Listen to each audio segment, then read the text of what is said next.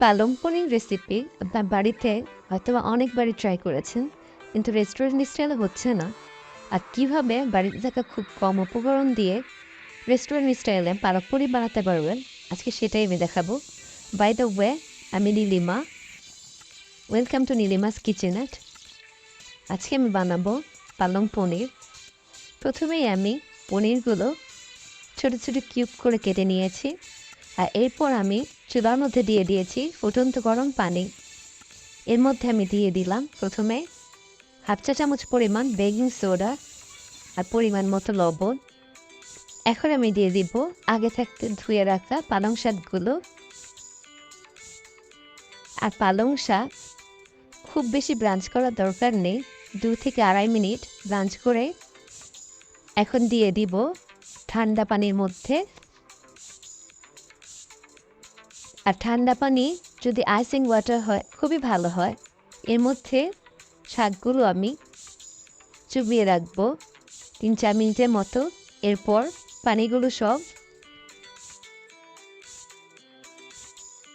এখন আমি একটি মিক্সি গ্রাইন্ডারের মধ্যে শাকগুলো নিয়ে নেব। এর মধ্যে আমি দিয়ে দিলাম 5টি কাঁচা মরিচ আর 1 টুকরা লেবুর রস। আর লেবুর রসটা দেওয়ার ট্রাই করবেন, এতে করে পালং শাকের কালারটাও নষ্ট হবে না, আর পালং শাকের একটা স্মেল থাকে, সেই স্মেলটা চলে যাবে।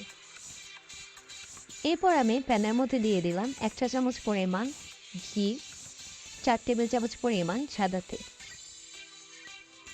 তারপর আমি এর মধ্যে দিয়ে দিলাম 1 চামচ পরিমাণ আস্ত জিরা আর 1 কাপ পরিমাণ রসুন কুচি কিমা করা। একটু হালকা বাদামি হয়ে আসলে এর মধ্যে আমি দিয়ে দিব 5টি পেঁয়াজ কিমা।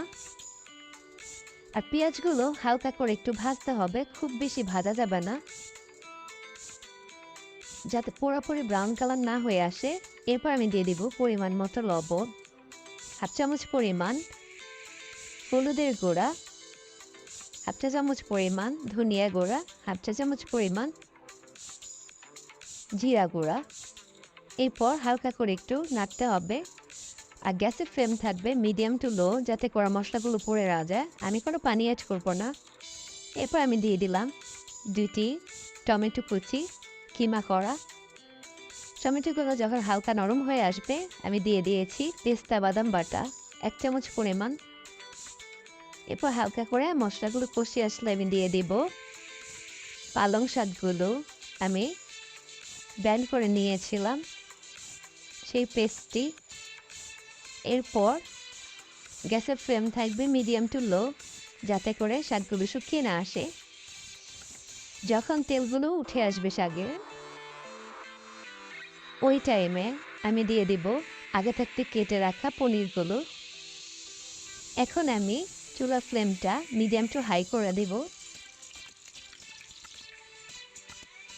যাতে ভালোভাবে পনিরগুলো কুক হতে পারে। পালং শাকের তেতো ভাবটা কমানোর জন্য সামান্য একটু চিনি দিতে পারেন। এরপর আমি দিয়ে দিলাম 1 চামচ পরিমাণ বাটার, এতে করে পুরোপুরি রেস্টুরেন্ট স্টাইলের স্বাদ পাবেন। এরপর আমি দিয়ে দিচ্ছি পরিমাণ মতো ফ্রেশ ক্রিম। আপনারা যে কোনো ডিপার্টমেন্টাল স্টোরে পেয়ে যাবেন ফ্রেশ ক্রিম, কন্টেনারে করে বিক্রি করে। আমি দিয়েছি সামান্য একটু পালং পনির মশলা, এটা দিলে খুবই ভালো লাগে।